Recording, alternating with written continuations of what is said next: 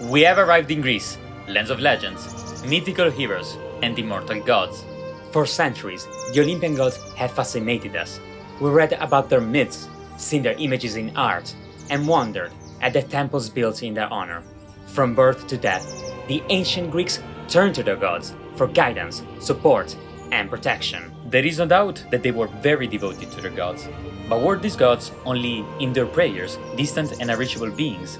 Or was there a much closer connection between the Olympian gods and their worshippers? We came to Greece to answer this question. Our journey will take us from the heights of Mount Olympus to the very depths of the Underworld. We will visit places where gods were born. This is it, the most sacred place in the entire world for the Greeks. Locations where our mortal world meets their undying one. I cannot believe we are entering the Underworld. We will understand how they communicated with humans. Under divine possession, the Pythia would utter her prophecy. And sometimes punish them. And this act of disrespect had angered the god.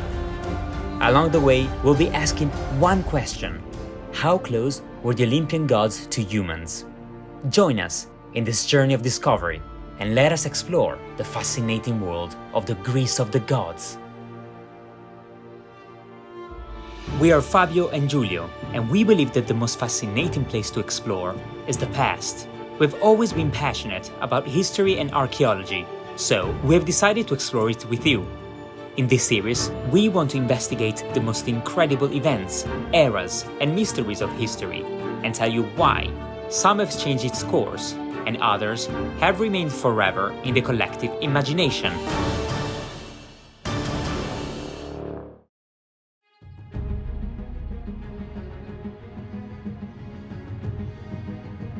We are on a train from Athens to the north of Greece. Our destination is Mount Olympus, the legendary home of the gods. According to Greek mythology, the 12 Olympian gods lived on the highest peak of Mount Olympus, led by the mighty king of the gods, Zeus. The ancient Greeks began telling stories about Mount Olympus from time immemorial, and by Homer's time, it was already considered a sacred place and the dwelling of the gods. In the Iliad, Homer describes Mount Olympus as an ancient acropolis, or a fortified hilltop palace complex located just below the highest peak, which served as the throne of Zeus. In the golden hall of the palace, the Olympians and all minor gods would gather to discuss the affairs of the world, overlooking it from above. The Olympian Acropolis was said to lay above the clouds and the stars near the apex of the bronze dome of the sky. To guard the golden gates of the Acropolis were the three Horae, inside the palace of Zeus and the homes of the other gods. Here, they feasted on ambrosia and nectar, which were collected from the smoke of sacrificial offerings performed by humans down on Earth. However, Mount Olympus wasn't always the seat of the gods. They established it as their home only after the defeat by Zeus of his tyrannical father, Kronos, and his allies, the Titans, during the legendary battle of the gods, the Titanomachy. We are in front of the Olympus! It's amazing!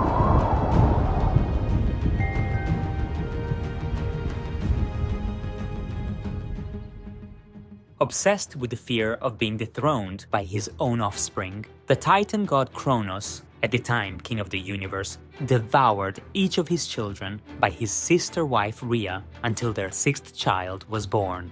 Rhea secretly exchanged the infant with a stone, which Kronos swallowed instead, and the little Zeus was saved. When Zeus was grown, disguised as a cupbearer in the palace of his father, he gave Kronos a magical potion, which forced him to regurgitate the 5 young gods he had swallowed. Once freed, Demeter, Hades, Poseidon, Hera, and Hestia joined their brother Zeus in a fight against their father. In this epic battle over the dominion of the universe, Zeus liberated the Cyclops from Tartarus to join his rebellion. The war lasted 10 years, but in the end, the Olympian gods defeated Kronos and the Titans. Homer says that after the defeat of Kronos, all was divided among the 3 brothers Zeus, Poseidon, and Hades, each given his domain. When the lots were shaken, Poseidon received the Grey Sea, Hades obtained the kingdom of mist and darkness, and Zeus was allotted the white sky. Now, this war might seem to be from another worldly dimension, but the pivotal moment that started it all, according to the ancient Greeks, happened on Earth, and there is a place that I want to visit. While Giulio will stay in mainland Greece to look for more evidence on the presence of the gods on Earth, I am headed to the Greek islands. According to the myth, while pregnant with Zeus, Rhea hid herself on the island of Crete and gave birth within a cave up in the mountains, the Dictaean cave. There, the little Zeus was protected by mythical warriors who performed loud and wild dances to keep Kronos from hearing the infants crying. Then, according to some other legends, Zeus was moved to the nearby island of Naxos, where I just arrived. I am now heading towards a very important site.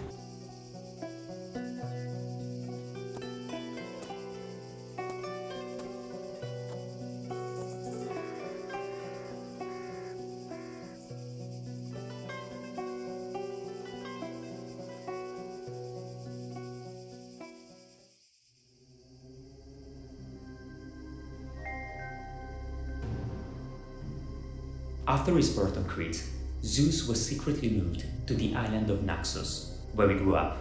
In this cave, it is said that he spent his youth in secret, preparing for the rebellion against his father.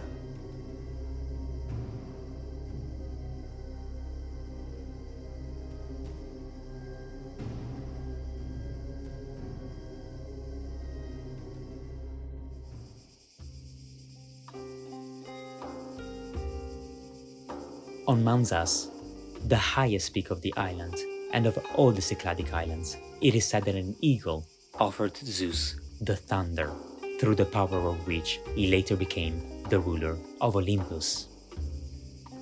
Contrary to the great monotheistic religions, according to which the one God is the creator of the universe and outside the realm of human understanding, Greek gods arose from the universe. They were as much a creation as humans.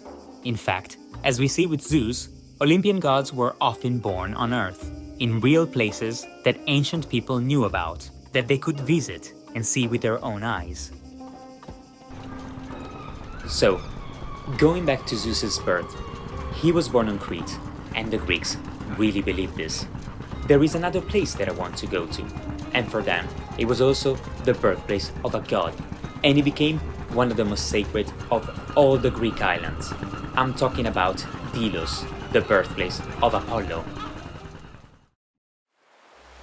Shall I sing how at first Leto bare you to be the joy of man, as she rested against Mount Kintos, in that rocky isle, in sea-girt Delos?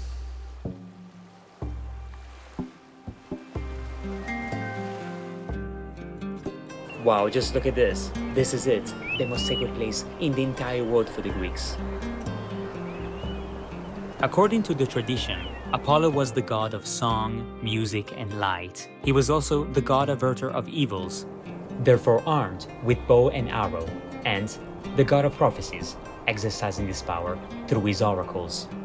The myth tells how the goddess Leto, pregnant with Zeus's twins Apollo and Artemis, was banished from Earth by the jealous Hera, Zeus's wife. Condemned to a desperate search, Leto roamed from island to island, seeking a place to bring her children into the world. All of the islands refused to give her sanctuary, except for the small rocky island of Delos. Leto was grateful to Delos, and therefore vowed that all men would gather there to honor Apollo and bring precious offerings.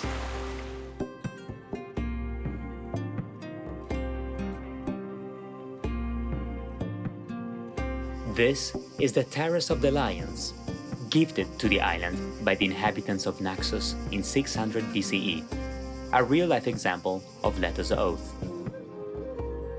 The island of Delos has a long tradition as a holy sanctuary, going back almost 1,000 years before archaic Greece. However, by Homer's time, the island was already famous as the birthplace of Apollo and a major cult center. eventually acquiring Panhellenic sanctuary status. This was such a sacred place that from the 6th century BCE, the city-state of Athens decided to undertake a series of purifications, making Delos fit for worship. Firstly, the entire island was purged of all the dead. Graves were dug up and the bodies moved to another nearby island. Then, all inhabitants of the island were removed and relocated somewhere else so that no deaths could take place ever again. As I prepare to leave the Greek islands, I wonder what Giulio has been up to.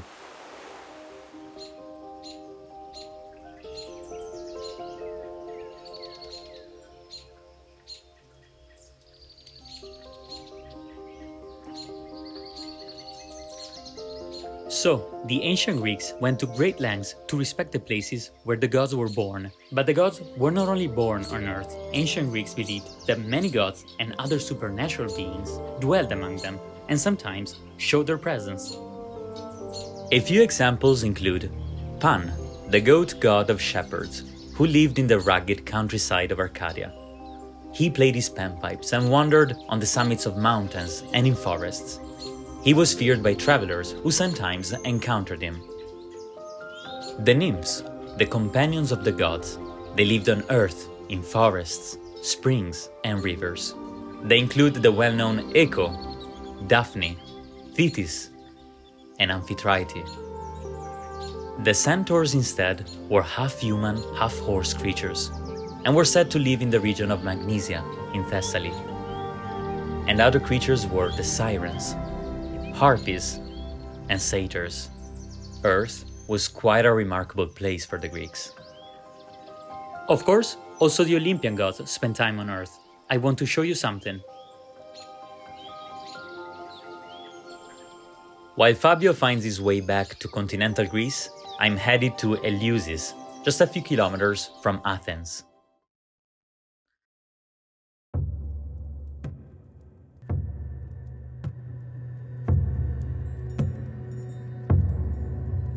In ancient times, Eleusis was a famous city. It was the site of one of the most popular mystery religions, the Eleusinian Mysteries.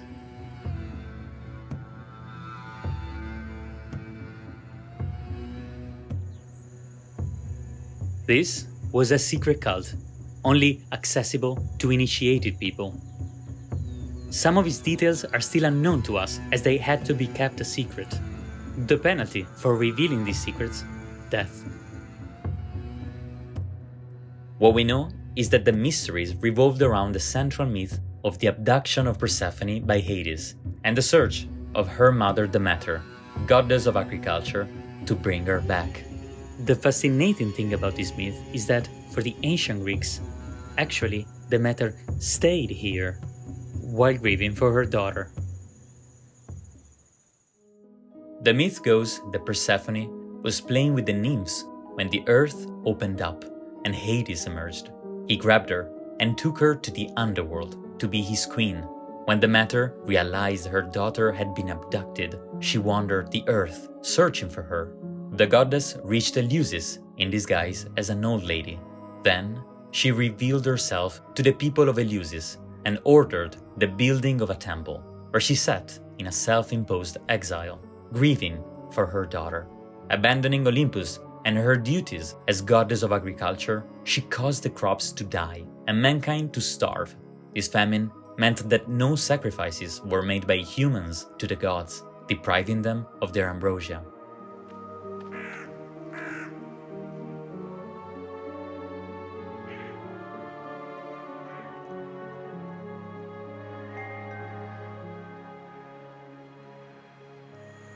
I am now where once stood the Telesterion.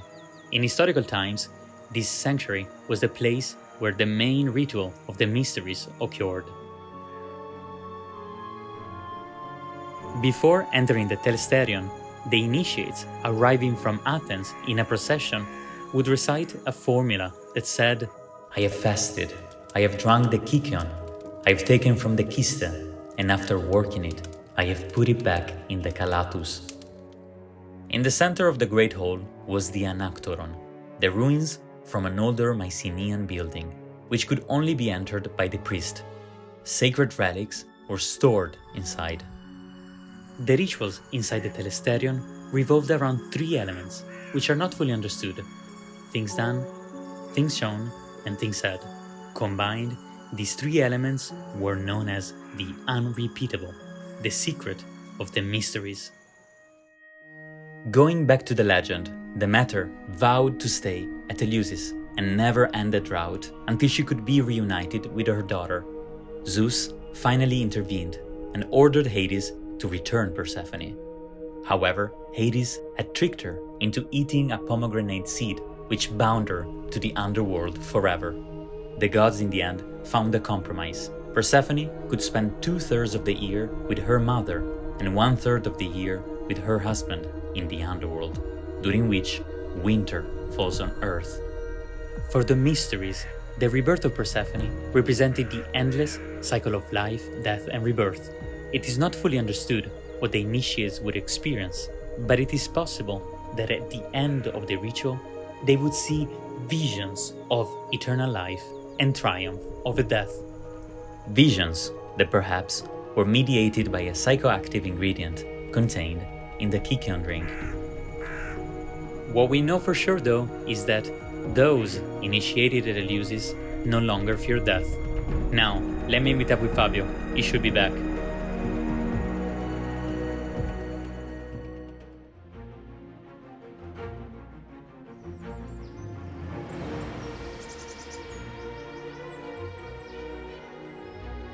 So, what have we learned so far? Well, we know that the Greek gods were born on Earth. Yes, and also they appeared and walked among mortals. It feels like the mortal and immortal worlds were connected. They overlapped. And there were some places where this connection was felt even stronger. For instance, the ancient Greeks believed that there were actual portals to the underworld, the kingdom of Hades. According to mythology, by locating the gates of Hades, heroes such as Hercules and Orpheus were able to journey through the underworld and come back alive. Orpheus set out to bring his beloved wife back from the dead, although failing to do so. Hercules, instead, descended with the goal of capturing the three-headed Cerberus. So, let's find the entrance of Hades. Where do we start? Well, as always, we need to start from the legend. In the Odyssey, after Ulysses spends time on the island of Circe, he goes in search of the gates of Hades.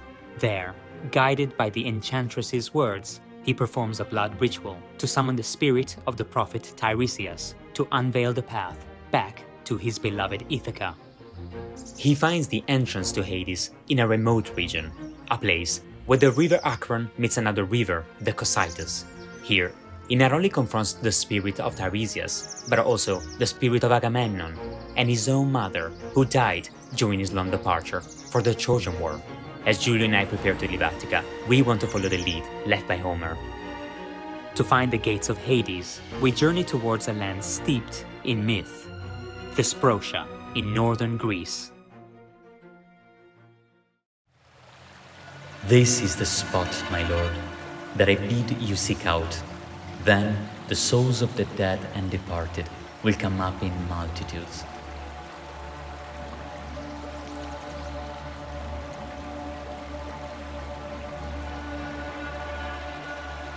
We are now walking near the springs of a river that flows for 50 kilometers and then pours its waters into the Ionian Sea.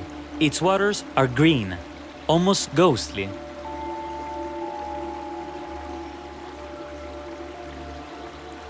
There is a sense of mysteriousness here, and the atmosphere is eerie. This is the river Acheron. The Acheron River, or River of Misery, was considered the entrance to the underworld. To enter the kingdom of Hades, souls had to be ferried across the river by Charon, who charged a coin for passage. In fact, during funerals, coins were placed near the mouth of the deceased as a payment for Charon. Those who failed to pay their toll to the ferryman were left to wail on the far bank of the river.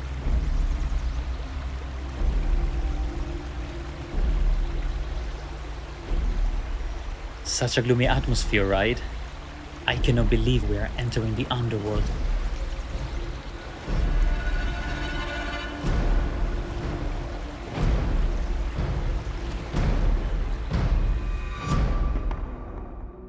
Following the instructions in the Odyssey, near the confluence of this river with a smaller tributary, we arrive at a mysterious archaeological site. In real-life cult practice, the ancient Greeks knew of a ritual which did not involve a physical descent to Hades, as we see in mythology, but nonetheless was said to allow people to experience visions of the underworld or its inhabitants. This was the Nekia, or Necromancy. Experts believe that the passage from the Odyssey, where Ulysses reaches the entrance of Hades to perform his ritual, was the earliest reference to this cult practice and to the Necromanteion, the most important site associated with necromancy in ancient Greece, and one of the few shrines dedicated to the god Hades.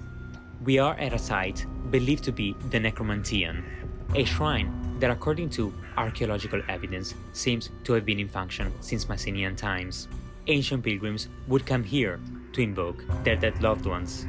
They would follow a ritual lasting several days.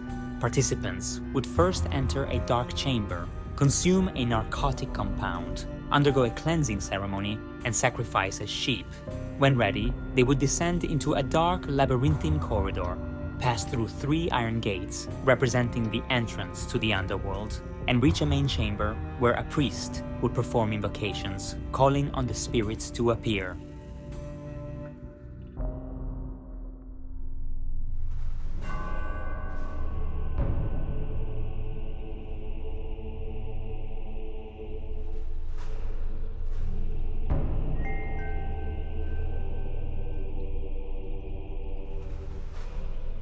What an eerie place. We are now in the main underground crypt. Here, everything, from the walls to the floor and the ceiling, is carved in rock. The 15 arches behind me symbolize the palace of Hades and Persephone. It is from here that the souls would come and go meet the supplicants.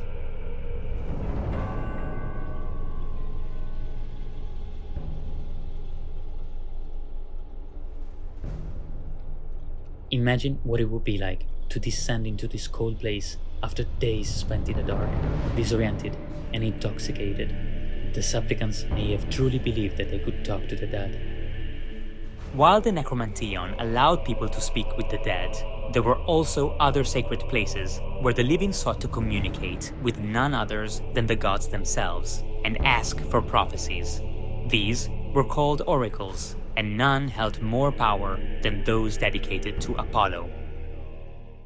For the ancient Greeks, the most influential oracle of all was situated at Delphi, and this is where we want to go next.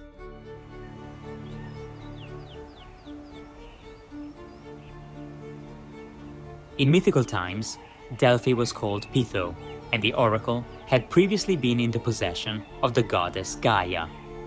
A dragon, Python, guarded its mysterious chasm. After being born on the island of Delos, Apollo started looking for a place for his own oracle. He traveled a lot until he arrived below the glade of Parnassus. Here, he killed the monster and took possession of the oracle. Since then, Delphi was known as his most important oracle and the seat of the Pythia, the high priestess, serving as his medium, giving prophecies to the supplicants visiting Delphi, commoners and kings alike. Motivated by their need to receive answers to important questions, supplicants would undertake journeys from all corners of Greece and beyond. When they reached Delphi, they would offer gifts, go through various preparative rituals, join a procession along the sacred way, and then finally arrive at the Temple of Apollo. At the entrance, they would read the inscription, "Know yourself."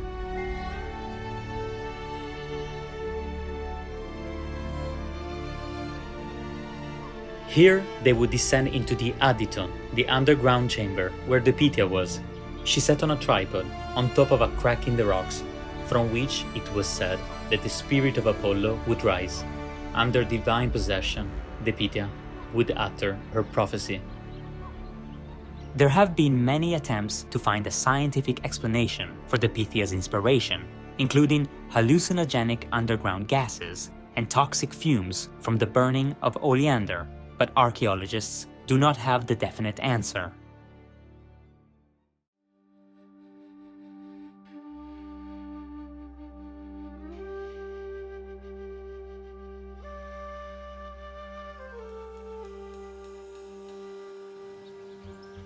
The Pythia was by all means the most influential woman in ancient Greece, and the Oracle of Delphi not only influenced mythical heroes such as Oedipus, but also historical figures. No expedition was undertaken, no colony founded, nor political affairs went on without the sanction of the Oracle. For instance, in 560 BCE, Croesus, king of Lydia, asked the Pythia whether he should attack the Persians and whether his kingdom would last long. To which the oracle replied that if he made war on the Persians, he would destroy a mighty empire, and that his kingdom would end only when a mule would become king of Persia. Confident in the oracle's reply, Croesus attacked the Persians, but was defeated. The kingdom that got destroyed was his own, by the hands of King Cyrus, who was half Median and half Persian, therefore a mule. The prophecy was fulfilled. Going back to Apollo, his worship and oracles had clearly more influence on the Greeks than any other god. He was their most beloved god and their national deity. It is therefore very surprising that, when we look for signs of his origins, expecting some references in the Mycenaean record, he's nowhere to be found. Some theories suggest that his worship came from somewhere else. Some scholars think Asia Minor, a theory which is supported by the epithet that Homer gives to Apollo, Lycaeos, potentially linked to the region of Lycia. Interestingly, in the Iliad, Apollo does not side with the Greeks, but with Troy, also located in Asia Minor. Others think he came from the north, citing the tradition that for a few months of the year, he was believed to leave Delphi and go north in the country of the Hyperboreans. It is possible that multiple older deities, for instance an Anatolian god with bow and arrow, a northern god of prophecies, and a Doric god averter of evils, in time merged into one, creating Apollo.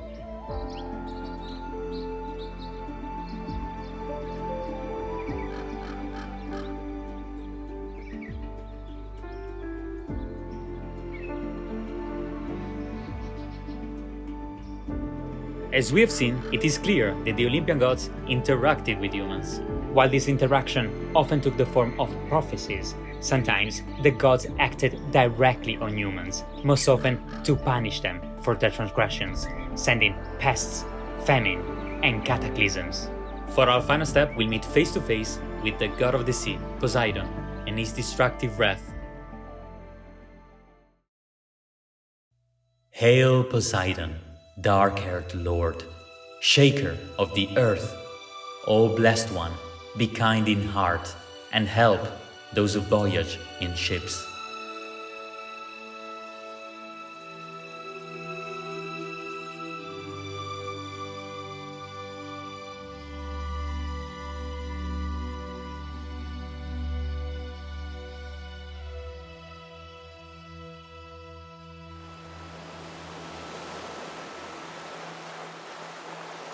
Wow!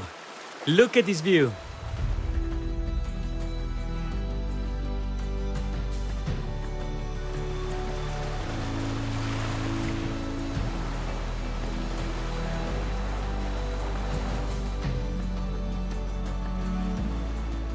This is Cape Sounion, Attica, 70 kilometers south of Athens. The building in front of us is the Temple of Poseidon. This temple, interestingly, stands on a promontory that is surrounded on three sides by the Aegean Sea, and we can imagine it overlooking the ships entering the Saronic Gulf in ancient times. In the myth of the Minotaur, Cape Sounion was the spot where Aegeus, king of Athens and father of Theseus, leapt to his death. This is why we call it the Aegean Sea. The temple that we still see today in this location was built in the 5th century BCE by Athenian statesman Pericles, where once stood an archaic temple destroyed 40 years earlier by Xerxes during the Persian invasion of Greece. This promontory was a strategic point for Athens in its golden age to control maritime trade, and the temple of Poseidon was built to propitiate the god. Given the importance to Athens of trade by sea and its reliance on the sea for defense, Poseidon was second only to the patron goddess Athena. Poseidon was known for his power and wrath. For the ancient Greeks, Poseidon was truly a powerful and unpredictable god. He could be benevolent, but he could also be cruel and vengeful towards those who angered him, punishing them with storms, shipwrecks, and floods that he would provoke by striking the ground with his trident. He was not only associated with the sea, but he was also the god of horses and earthquakes. In fact, his first title from Mycenaean times, when he was considered the chief deity, was the Earth Shaker. In mythology, Poseidon's wrath has been immortalized by the Odyssey. Angered by Ulysses' blinding of his son, the Cyclops Polyphemus, Poseidon sought to punish the hero. He made Ulysses' journey home from the Trojan War a perilous nightmare, sending storms to slay his crew and wreck his ship. Yet, fate decreed Ulysses' eventual return to Ithaca, and even the gods were bound by such decrees. So, Poseidon could only prolong the hero's suffering, stretching his journey into a 10-year ordeal. It makes sense now how Athens created a temple in his honor in such an important maritime location.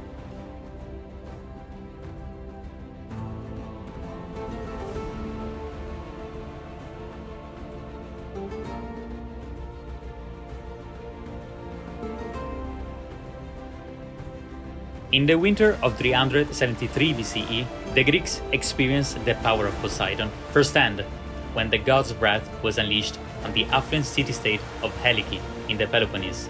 This event made the intervention of gods in human life feel more real than ever before. Helike was a polis in ancient Achaia, and Poseidon was the patron deity of the city. It was famous throughout the Greek world for its Pan-Hellenic sanctuary dedicated to Poseidon. Ancient Greeks would travel to Helike to be blessed by the god. In 373 BCE, the city was hit by an earthquake, followed by a tsunami that completely submerged Helike, swallowing it under the water forever. At the time, the catastrophe was attributed to the vengeance of Poseidon. The inhabitants of Helike had refused to give their statue of the god to the colonists in Asia Minor, and this act of disrespect had angered the god. For a few centuries after, the ruins of Helike were still visible underwater, and who visited the site would report of a submerged bronze statue that would pose hazard to those who fished in those waters. If this story sounds familiar, you're right. Since this catastrophic event occurred during Plato's lifetime, some speculate that Helike's sudden catastrophic end was the inspiration for his tale of Atlantis, a legendary kingdom devoted to Poseidon, which too sank beneath the waves overnight due to his divine wrath.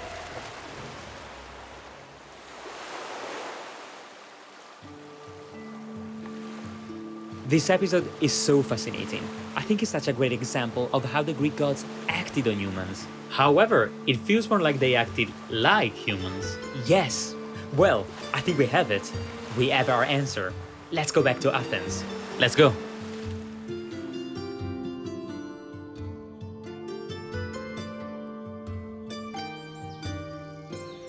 So, we have seen an example of an historical event that the Greeks interpreted as caused by the wrath of Poseidon. The Greeks believed that their gods possessed many emotions, such as anger, love, envy, and sense of competition. There is one word to describe these emotions, and it's human. The ancient Greeks truly believed their gods were so close to them that they were exactly like them, lived like them, and felt like them. So, we've come to the end of our journey through ancient Greece. We set out to answer one specific question. How close were the Greek gods to humans? In our journey through archaeological wonders and mythical sites, we discovered that for the ancient Greeks, the gods were born in real places. They could appear to humans. Their realm was accessible to the ancient Greeks. who often communicated with them through oracles. The gods would directly interfere with mortal life too. And finally, they possessed all those emotions that make us human. For the ancient Greeks, the world was truly a divine place, and they looked at it with a great sense of wonder. Today, knowing all of this, walking among the ruins of their cities and sacred places, makes us too look at the world with different eyes and feel the magic hidden in all things. We've been Fabio and Giulio, the History Twins, and this was our adventure in the Greece of the gods.